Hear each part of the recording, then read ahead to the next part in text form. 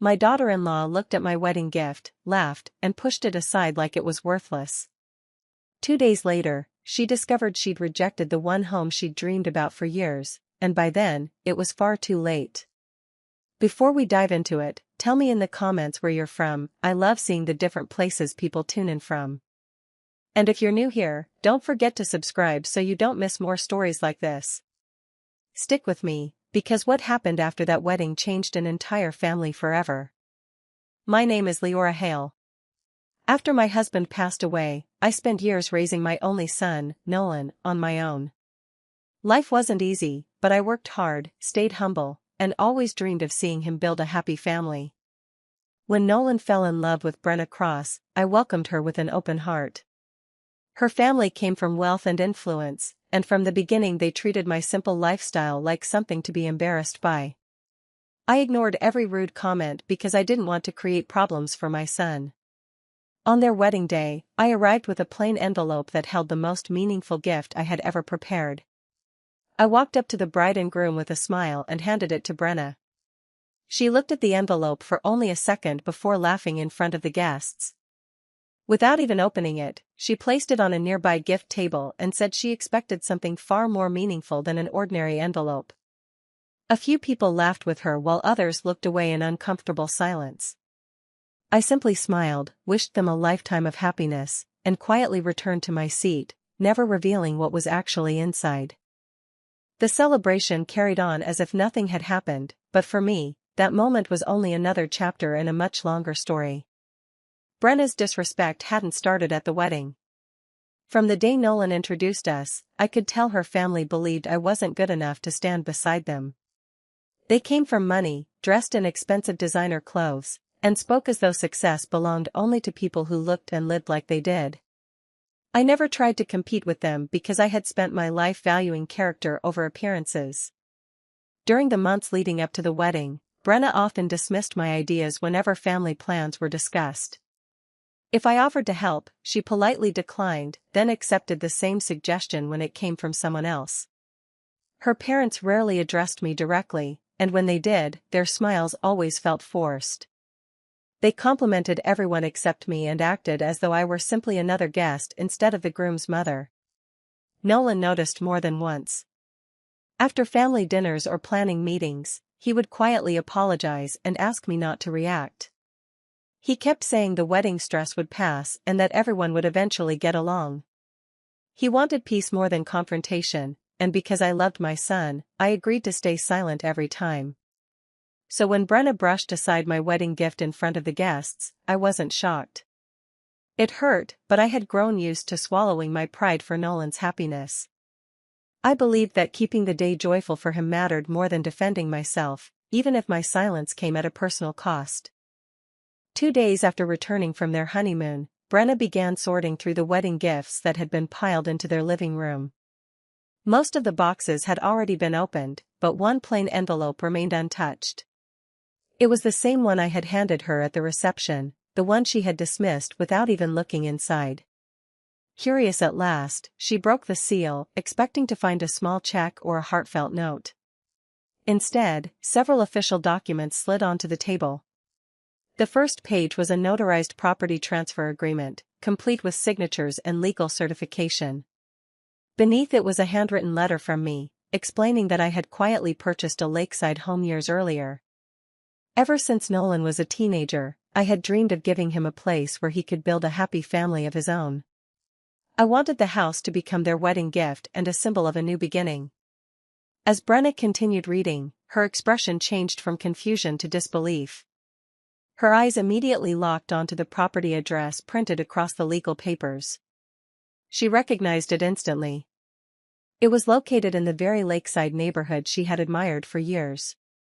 During the engagement, she had often pointed out those beautiful homes whenever they drove through the area, saying it was her dream community and that living there would mean she had truly made it in life.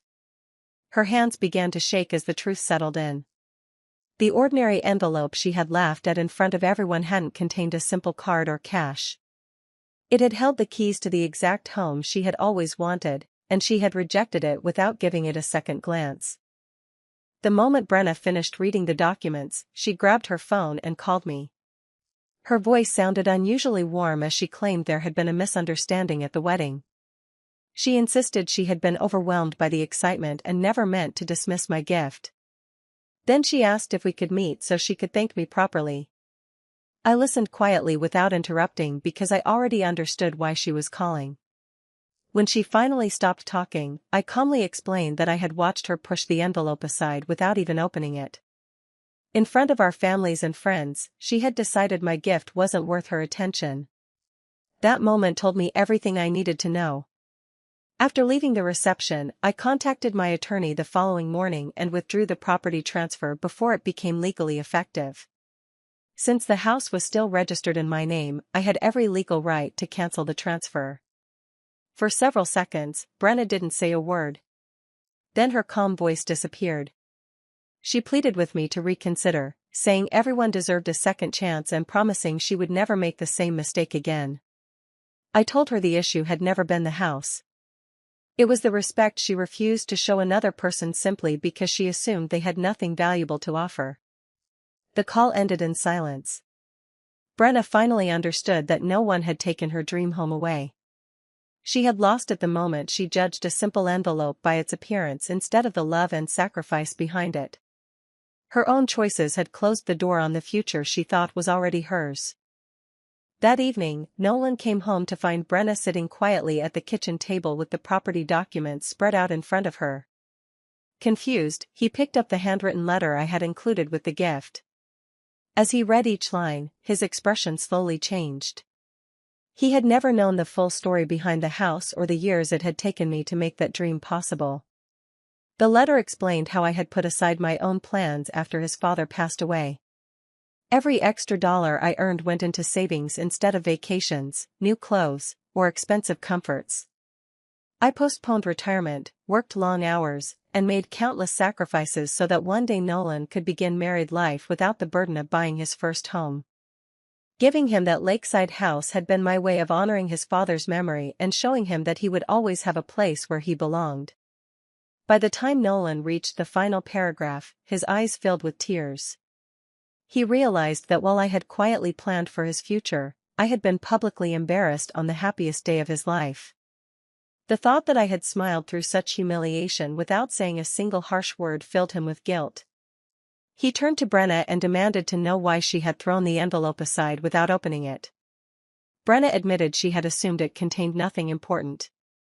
Then she argued that I should simply forgive everyone, restore the property transfer, and move on because families were supposed to overlook mistakes. Nolan stared at her in disbelief, realizing she still didn't understand that the real damage had never been about the house, it was about the respect she had refused to show his mother. Within days, the disagreement spread through both families. Phone calls turned into heated arguments, and every gathering became tense. Brenna's parents refused to accept that their daughter was responsible for losing the house. They insisted I had set a trap by placing such an important gift inside a plain envelope. According to them, I had manipulated the situation to embarrass the newlyweds and create division in the family. I listened patiently before answering. I reminded them that a gift is an act of generosity, not a contract or an obligation. No one is entitled to receive something simply because they expect it. Once Brenna publicly dismissed my gift without even opening it, I had every right to reconsider whether it should still be given. My decision wasn't driven by revenge but by the realization that kindness without respect has little value. As the conversations continued, several relatives who had attended the wedding finally spoke honestly. They admitted they had been uncomfortable watching Brenna laugh at the envelope and make comments in front of the guests. At the time, they stayed quiet because they didn't want to ruin the celebration, but now they recognized how hurtful her behavior had been. Their words confirmed that I hadn't imagined the humiliation. Nolan listened to every opinion without saying much. The more he reflected on the past, the more memories came back to him. He remembered the small insults, the dismissive remarks, and the times Brenna had treated me as though my thoughts didn't matter. For the first time, he wondered if he had ignored too many warning signs because he wanted to believe love alone could solve everything. Now he wasn't so sure. A week later, Nolan stopped by to visit an old family friend named Everett, hoping to clear his mind. During their conversation, Everett mentioned something that caught Nolan completely off guard. He asked if Nolan had ever wondered how his mother managed to buy such a valuable lakeside home on a modest income. Nolan admitted he had never asked because he assumed she had simply been careful with money. Everett gently shook his head and shared the truth. After my husband passed away, I refused to depend on anyone else. I worked a full-time job during the day, handled bookkeeping for a local business at night, and spent weekends doing freelance consulting whenever work was available. Instead of spending the extra income on myself, I quietly invested it year after year. Every bonus, tax refund, and unexpected opportunity went into savings until I could finally purchase the house outright. Everett smiled as he remembered the day I signed the papers. He said I had walked through every room imagining the future. I talked about family dinners around the kitchen table, birthdays on the back patio, and grandchildren running across the yard while Nolan laughed nearby. That house was never an investment for profit. It was a promise I made to myself that my son would always have a place filled with love and security.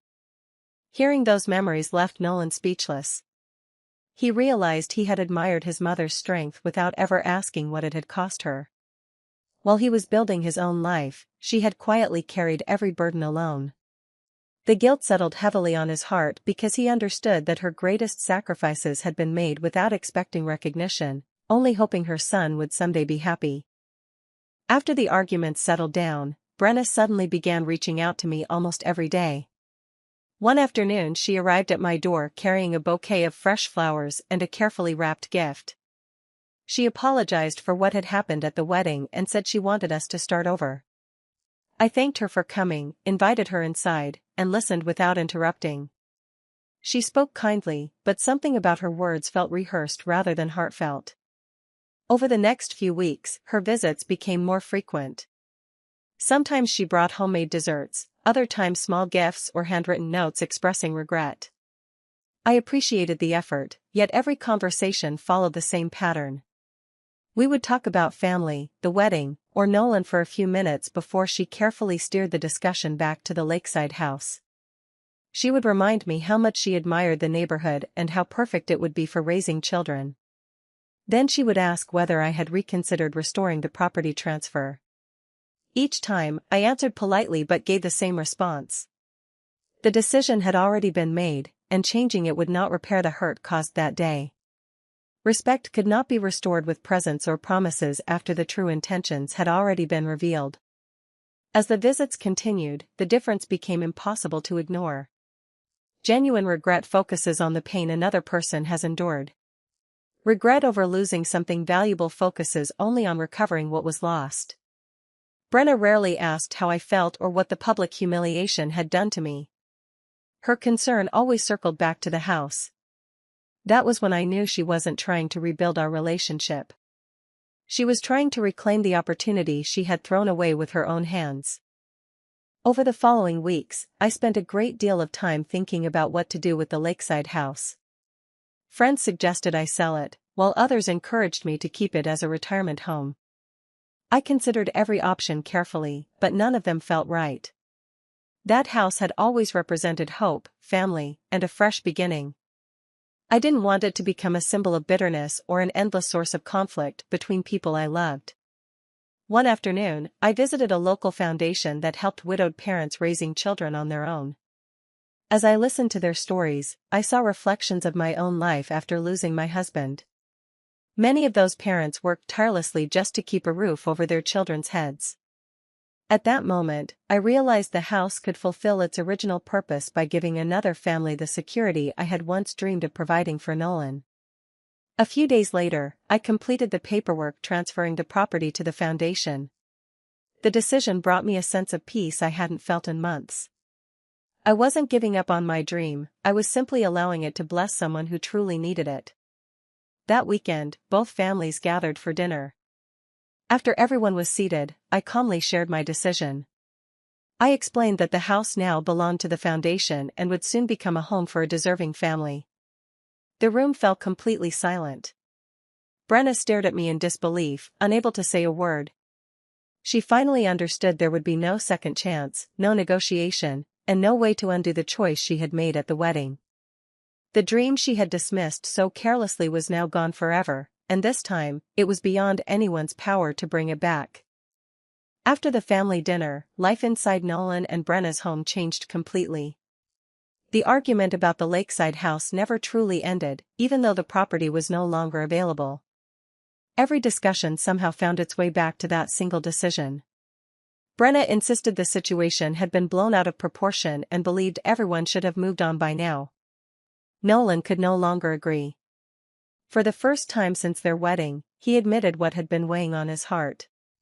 The problem had never been the value of the house or the opportunity they had lost. It was the way Brenna had judged his mother without taking a moment to understand her. She had looked at a plain envelope, assumed it held nothing important, and treated the woman who had sacrificed so much with public disrespect. That memory stayed with him no matter how hard he tried to forget it. Brenna defended herself by saying people make mistakes and deserve forgiveness. Nolan didn't disagree with that, but he explained that forgiveness and accountability were not the same thing. He wanted to see genuine understanding, not excuses. Instead of accepting responsibility, Brenna continued blaming the envelope, the misunderstanding, and even my decision to donate the house. Their conversations became colder and more distant. Simple disagreements turned into long arguments that ended without resolution. Both sets of parents encouraged them to attend marriage counseling, hoping a professional could help repair the damage. They went to several sessions and tried to move forward, but the trust that had been shaken proved difficult to rebuild. Nolan realized the greatest loss wasn't a beautiful home. It was discovering after the wedding that the woman he married viewed kindness and generosity through the lens of appearances instead of character, leaving painful cracks in their relationship that refused to disappear. Several months passed, but the distance between Nolan and Brenna only grew. After countless sleepless nights and difficult conversations, Nolan decided they both needed space to think clearly.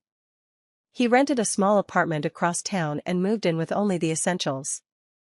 It wasn't a decision made out of anger but out of exhaustion.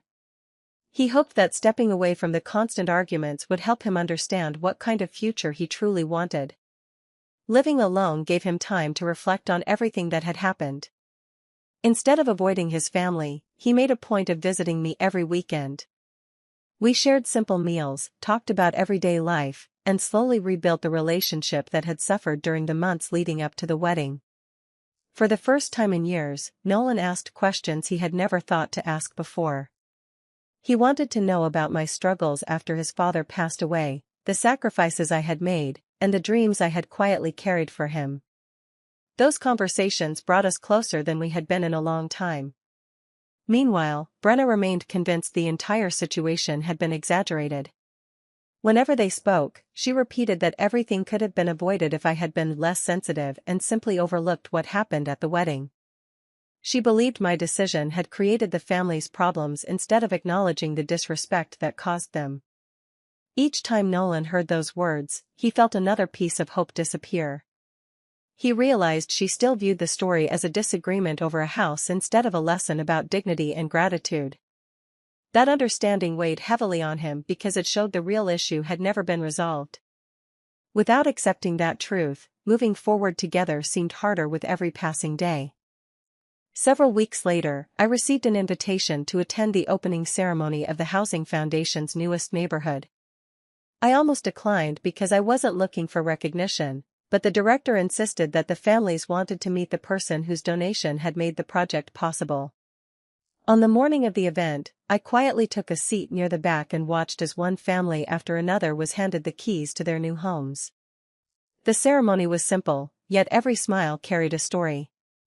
Parents hugged their children, little ones ran across front yards for the first time, and volunteers celebrated alongside them. Looking around, I realized the house had finally fulfilled the purpose I had imagined years ago. It had become a place where families could feel safe, hopeful, and ready for a new beginning. After the speeches ended, a widowed father approached me with his 2 young children. His voice trembled as he thanked me for giving them a chance to start over. He explained that after losing his wife, he had struggled to provide stability for his son and daughter. Now they finally had a place to call home, where the children could grow up without constantly worrying about where they would live next. His children smiled shyly before wrapping their arms around him, and the moment touched me more deeply than I expected. As I watched them walk toward their new house, every ounce of disappointment I had carried since the wedding slowly faded away. I no longer thought about the rejection or the painful memories from that day. Instead, I felt a quiet sense of peace, knowing the dream I had protected for so many years had found the family that truly needed it. As time passed, the tension that had divided the family slowly gave way to reflection. One by one, relatives who had attended the wedding reached out to me. Some stopped by my house, while others called simply to say they were sorry. They admitted they had watched Brenna dismiss my gift and had felt uncomfortable, yet none of them had spoken up. They confessed they believed staying quiet would keep the peace, but now they understood that their silence had allowed a hurtful moment to go unchallenged. Several of them also acknowledged something they had never recognized before. They had mistaken my patience for weakness. Because I never argued or demanded attention, they assumed I could tolerate being overlooked. Looking back, they realized true kindness isn't an invitation for others to show disrespect. Their honesty didn't erase the past, but it showed they had finally learned an important lesson. A few days later, Nolan came to see me. The moment he sat down, tears filled his eyes. He apologized for failing to stand beside me when I needed him most. He admitted he had been so focused on avoiding conflict that he had ignored the pain I carried in silence. Hearing those words meant more to me than any gift ever could. I reached across the table, took his hand, and told him I had already forgiven him. Holding on to anger would only create more sorrow. However, I reminded everyone in the family that respect should never be measured by someone's bank account, expensive possessions, or the gifts they bring. Every person deserves dignity simply because they are human.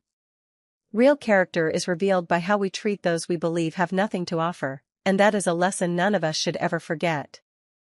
A few months later, I found myself standing near the entrance of the lakeside neighborhood one last time. The streets looked just as beautiful as I remembered, but the emotions I carried were completely different. There was no sadness, no anger, and no regret. I watched families walking their children through the parks, neighbors greeting one another, and lights glowing warmly inside the homes. Instead of thinking about what might have been, I felt thankful that the house had found a purpose greater than the one I had originally imagined. I realized I had never truly lost anything. The dream I spent years building hadn't disappeared. It had simply become a gift for families who needed hope more than I ever knew. Seeing that gave me a peace no property could have provided. Brenna, however, was left with a lesson she couldn't escape. She hadn't lost the home because of bad luck or someone else's decision. She lost it the moment she judged its worth before understanding the love and sacrifice behind it. Some opportunities never return once respect is thrown away. Nolan also changed. He chose to rebuild his life on honesty, gratitude, and compassion instead of appearances or social status. He promised himself that he would never again stay silent when someone he loved was treated unfairly. Watching him grow into that understanding became a greater reward than any gift I could have given him. As I turned and walked away, I understood the greatest revenge had never been making anyone suffer or proving them wrong. It was refusing to let disrespect change who I was. In the end, character, kindness, and integrity were worth far more than any beautiful house could ever be, and those were treasures no one could take away.